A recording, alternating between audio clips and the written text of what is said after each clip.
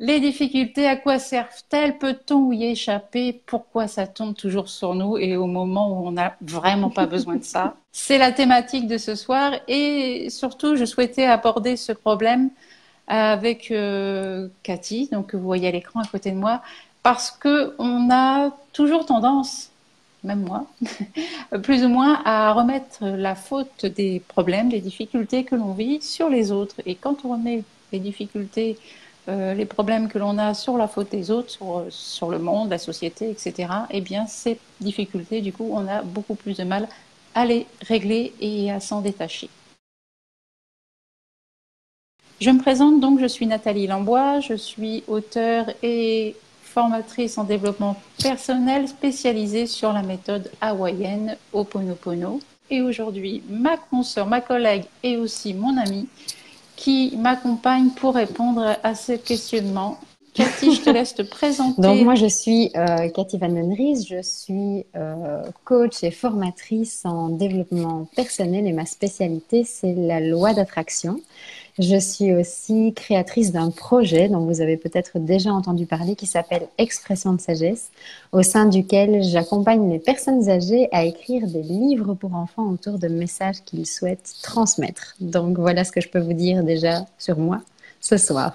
Cathy et moi, on a le même objectif, c'est de vous donner des clés, notre compréhension sur la façon de régler les difficultés, sur notre comportement. Et pour ça, il faut apprendre à se connaître. Je parle vraiment de ça, c'est que mieux on se connaît, mieux on connaît sa façon de réagir face aux événements, et plus il devient facile de réagir face à eux. Alors, pour répondre déjà à la question comment éviter les problèmes, je peux vous garantir que j'ai déjà une mauvaise nouvelle à vous annoncer, c'est qu'on ne peut pas les éviter. C'est ça. On ne peut pas les éviter, ces problèmes. Par contre, ce qu'on peut faire, c'est apprendre à faire avec, à apprendre à les gérer. Pas forcément les gérer, parce que qui dit gérer veut dit contrôle. Plutôt, pourquoi pas se préparer à entrer dans ce mouvement. Et pour ça, il faut passer par différentes étapes. Et ces différentes étapes, aujourd'hui, ce soir, on va vous parler de la toute première qui est le déni. Comment peut-on passer du déni à l'acceptation? Parce que l'objectif est là, c'est d'accepter ce qui arrive. Pourquoi accepter alors que c'est terrible? Tout simplement parce qu'on reprend la main sur sa vie et ses émotions. Où on va aborder les thèmes suivants qui vont vous permettre de mieux comprendre. Juste en quelques mots, présenter les 3 soirées et expliquer aussi. Le déni, qu'est-ce que c'est? Déni, c'est vraiment refuser de regarder que l'on a un problème et que ce problème, c'est nous qui l'avons et que ce n'est pas l'autre. Première étape. Ça, c'est très important. Parce que souvent, on se retrouve en difficulté émotionnelle. On vient d'avoir une dispute avec son partenaire ou avec son collègue de travail ou avec son enfant. Et on dit le problème vient de l'autre, c'est de sa faute, elle n'avait pas à me dire ceci ou il n'avait pas à me parler comme ça. Et du coup, là, on commence à rejeter le problème sur l'autre et là, on entre directement dans le déni. Le déni, c'est refuser de prendre sa responsabilité sur ce qui vient de se jouer, sur ce qui vient de se passer. Et la responsabilité, je reviens pour cela sur la pratique hawaïenne, la pratique du Ho'oponopono. La responsabilité, c'est de faire quelque chose avec ce qui vient d'arriver. Alors évidemment, d'être dans le déni, vous allez me dire, c'est peut-être faire quelque chose, c'est refuser de voir. Effectivement. Mais il y a un problème avec le déni, c'est qu'au bout de quelque temps, lorsque on reste dans ce refus de voir le problème et de voir sa responsabilité, de voir ce que l'on peut en faire, eh bien, le problème s'amplifie et va même surajouter à la difficulté que l'on vient de vivre. Est-ce que tu me rejoins là-dessus, Cathy? Complètement. Et quand tu parles de l'amplification d'un problème, c'est que la vie est extrêmement bien faite, elle nous bouscule en permanence. Et donc, on va voir un petit peu les sources de ces difficultés. On va aussi, ce soir, vous inviter à aller voir au-delà de la surface, ce qu'on a l'habitude de regarder en temps normal, vraiment ce qui nous arrive et ce qu'on voit en direct.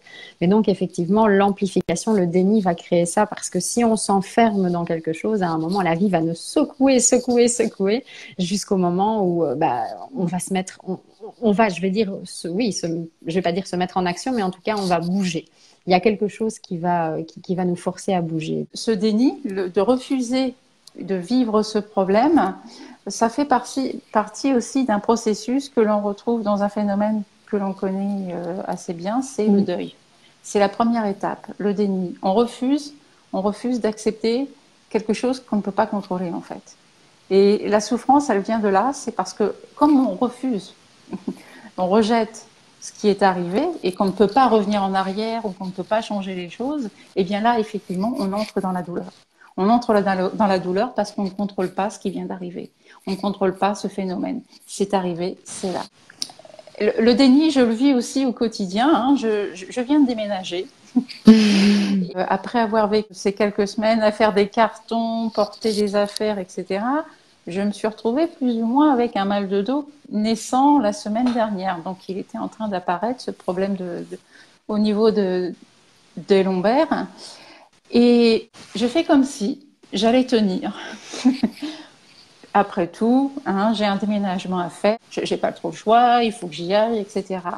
Résultat des courses, j'ai continué à porter mes cartons, à faire des choses très compliquées hier, et aujourd'hui, je suis complètement bloquée du dos. Ça ne se voit pas, mais je peux vous dire que je ne frime pas. Quand on est dans le déni et qu'on n'accepte pas sa situation, moi, le fait d'être bloquée, de sentir que mon dos a un problème, mais se dire, mais non, j'ai pas le choix, il faut que je continue, eh bien, effectivement, comme le dit Cathy, la vie nous rappelle à l'ordre en disant, tu veux continuer, ok, tu vas voir, c'est pas un petit bobo dans le dos que je vais te faire ce soir, c'est carrément de bloquer et de coucher. Parce que le corps n'en peut plus, il a sonné l'alerte.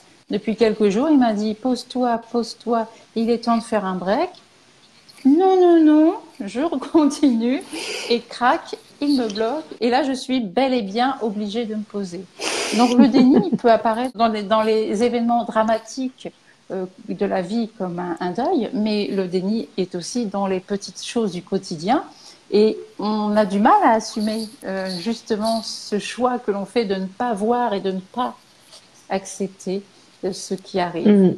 Et l'autre chose aussi, par rapport au décès, par rapport à la mort d'une personne, c'est vrai que d'accepter le départ de cette personne peut être compliqué au démarrage. Moi, je commence par accepter de me sentir mal, accepter d'être malheureuse, accepter d'être en deuil, accepter de vivre ces émotions très, très désagréables, accepter d'être en dépression toute une journée, accepter d'être mieux le lendemain.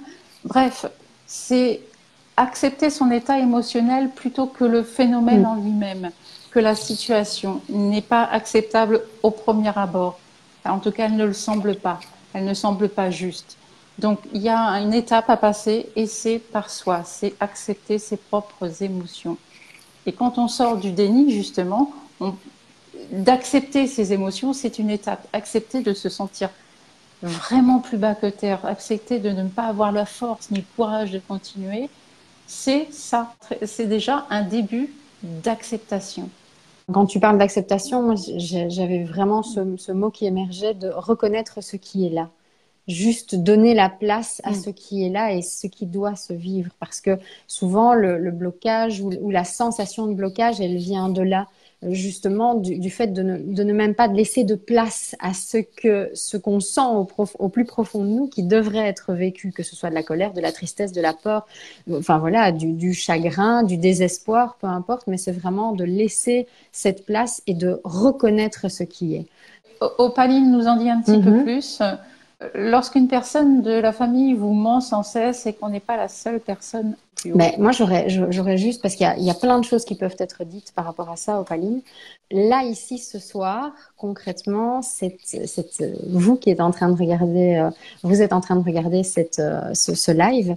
La seule question que j'aurais envie de vous poser, et je ne vous demande même pas de répondre, c'est simplement, qu'est-ce que ça réveille chez vous?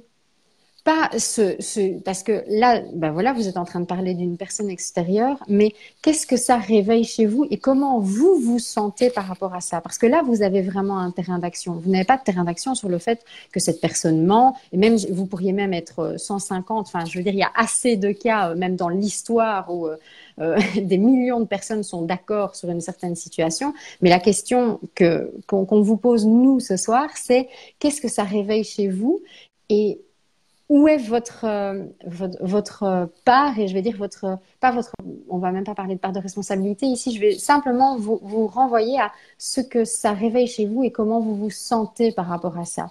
Ce qui émerge pour vous comme émotion par rapport à ce que vous êtes en train de vivre avec cette personne.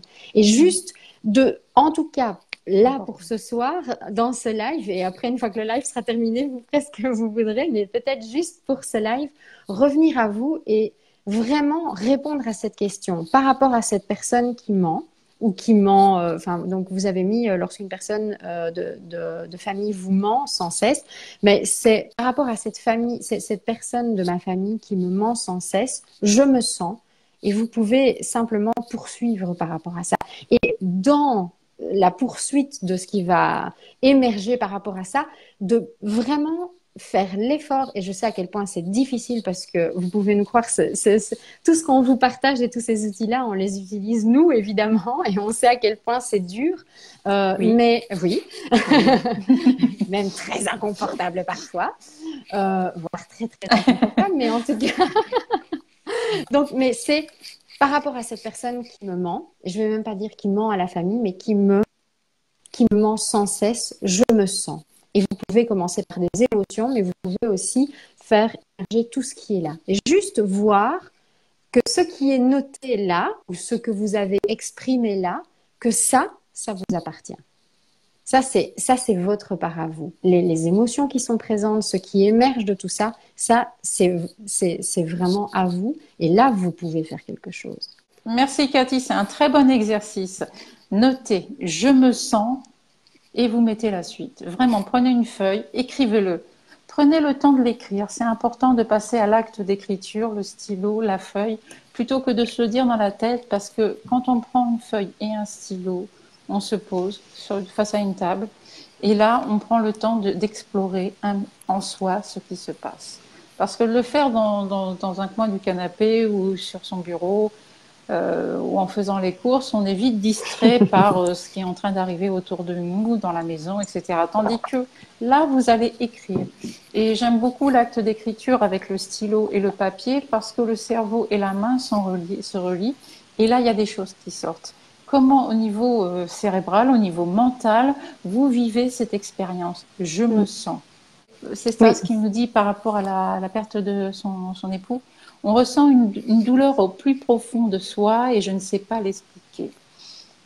Et là aussi, il y a quelquefois pas besoin de chercher à expliquer ni à comprendre. Parce que c'est qui va vouloir comprendre?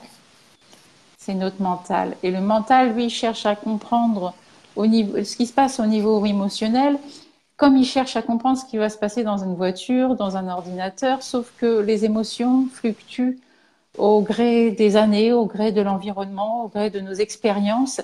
Et il va vouloir, ce mental, il va vouloir explorer au niveau émotionnel, et se référer à des valeurs anciennes, mais qui ne sont plus d'actualité.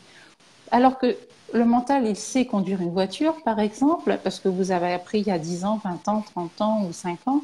Une voiture se conduit toujours de la même façon, même des années plus tard. Par contre, la gestion des émotions, on ne va plus être capable de le faire de la même chose à 5 ans, à 10 ans, à 20 ans, à 40 et plus vieille. Écrire permet de lâcher, de faire sortir ce que ce mental nous met en place. C'est Ho'oponopono aussi est très fort pour ça parce qu'il permet, au moment de l'écriture, n'hésitez pas à utiliser désolé, pardon, merci, je t'aime en silence à l'intérieur de vous pour laisser couler le flot et ne plus être dans cette idée que je ne sais même pas l'expliquer. Il n'y a pas besoin, il y a juste à laisser sortir ce qui est, et l'écriture est un bel exercice. J'avais envie simplement par rapport à la réflexion par rapport aux commentaires de Stas, de pouvoir aussi lui partager. Donc tout à l'heure, on a dit, ben voilà, donner un espace et reconnaître simplement qu'il y a de la place aussi pour ça. C'est un sujet qu'on a abordé avec Nathalie parce que c'est vrai que c'est un sujet qui est extrêmement touchant, du deuil, et c'est que vous puissiez vous donner, vous, cette place et ce temps. Et vraiment vous accueillir dans cette période-là.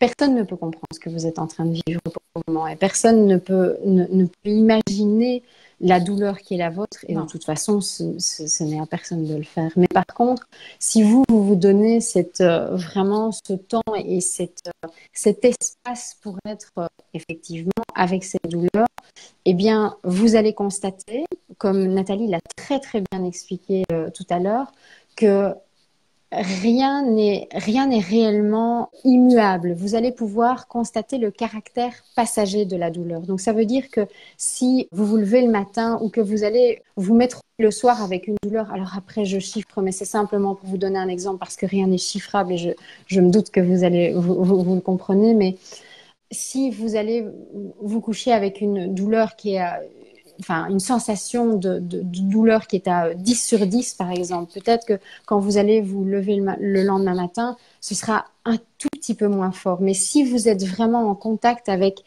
ces sensations, vous allez pouvoir constater ces oscillations et vous allez pouvoir constater aussi que tout est passager. Donc, et aussi dans l'intensité. Donc, mais plus vous allez vous donner le temps de pouvoir vivre ce que vous avez à vivre, et plus vous allez être vraiment en contact avec tout ça, et plus vous allez pouvoir constater ce, que tout évolue, et que tout bouge en permanence, et que les matinées ne sont pas les après-midi.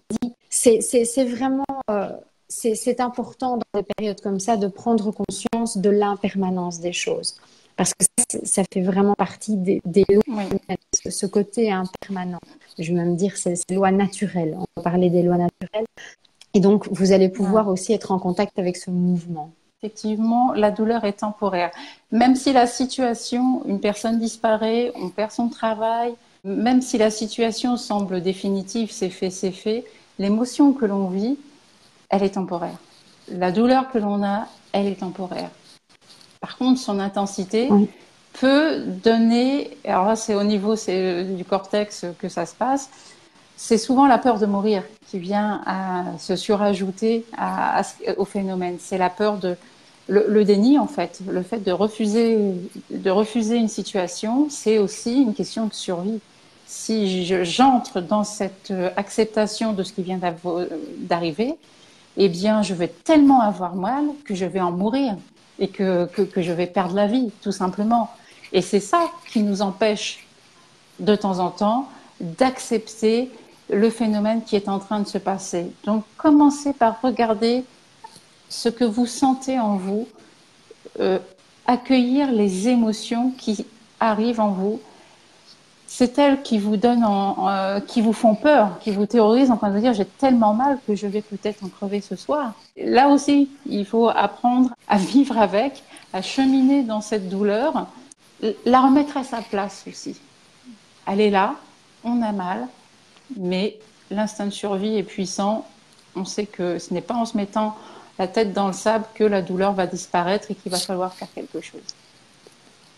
Et le premier quelque chose qui est à faire, moi je commence toujours par Ho'oponopono, même si je me sens désarmée, même si je me sens complètement abrutie, ahurie face à la situation. Désolée, pardon, merci, je t'aime, en silence à l'intérieur de moi, pour couper le mental qui a envie de fuir, qui a envie de se jeter par la fenêtre, qui a envie d'hurler, qui va tout sauf de trouver une solution pertinente à ce que je suis en train de vivre. Le Ho'oponopono m'aide à sortir du déni, même si régulièrement je me laisse avoir lorsque je vous parlais du déménagement et le fait d'avoir mal au dos et de me dire mais non, je vais pouvoir continuer, et crac, le mal de dos s'amplifie jusqu'à me paralyser et me coucher. Je me laisse encore avoir, mais je le sais. Je sais que j'avais la possibilité de faire autrement. Et je ne m'en veux plus de ne pas avoir fait cette action, de ne pas avoir fait Ho'oponopono, de ne pas avoir écouté mon corps. Je sors de la culpabilité parce qu'en plus du déni, quand on se retrouve face au problème et qu'on l'accepte, on se dit mais pourquoi je ne l'ai pas fait plus tôt? Et du coup, on va rajouter des émotions encore plus désagréables par rapport à la situation qui est déjà critique. Et là, c'est pas le moment. C'est au contraire, on se dit ok, je sais, je me suis fait, c'est pas grave, je l'ai vécu, j'assume mon action ou mon non-action et je continue. Et maintenant, il n'est jamais trop tard pour nettoyer en soi, il n'est jamais trop tard pour reprendre la pratique du Ho'oponopono et écouter les solutions vous arriver. Oui, tout à fait. Et j'aurais vraiment envie ce soir que vous puissiez repartir aussi avec une invitation. Enfin voilà, pour vous, c'est une invitation à plus de bienveillance vis-à-vis de vous-même.